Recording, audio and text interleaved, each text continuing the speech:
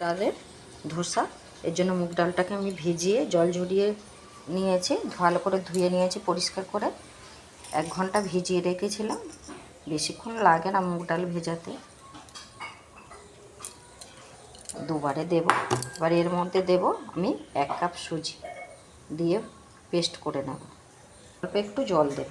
আমার বেটে নেওয়া হয়ে গেছে, কতটা সুন্দর হয়েছে। এবার এর মধ্যে আমি অল্প একটু লবণ দেব। এর মধ্যে অল্প একটু মিক্সি দেওয়া জল দেব। ভালো করে মিশিয়ে নেব একসঙ্গে। ওকে আমি সেদ্ধ করে নিয়েছি, এবার এটাকে গ্রেট করে নেব। একটা প্যানের মধ্যে আমি অল্প একটু সাদা তেল দেব, অল্প একটু লঙ্কা গুঁড়ো দেব, অল্প একটু গ্রেট করে আদা দেব। রাখা আলুটা আমি দিয়ে দিলাম।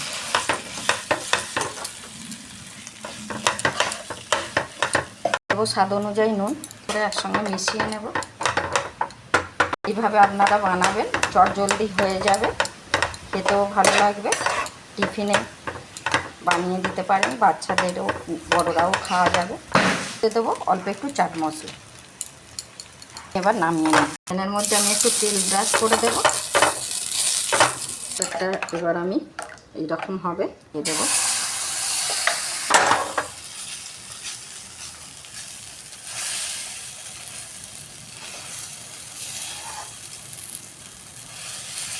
গোল করে দেবো ভালো করে।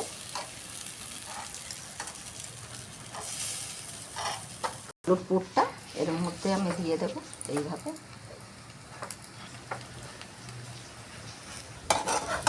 এরকম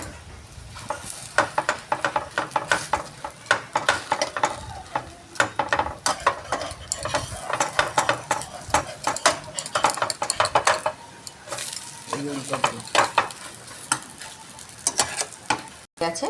এবার আমি তুলে নেব, আমি বাকিটা করে নেব। পুরটা দিয়ে দেবো মাঝখানটায়, মাঝখানের একদম একটু ভালো বাকিভাবে আমি উল্টে দেবো।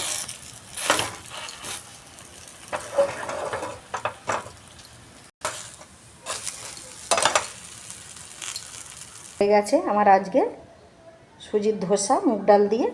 আপনারা এইভাবে বানাবেন, চটজলদি হয়ে যাবে। কেমন লাগলো কমেন্টে জানাতে ভুলবেন না কিন্তু।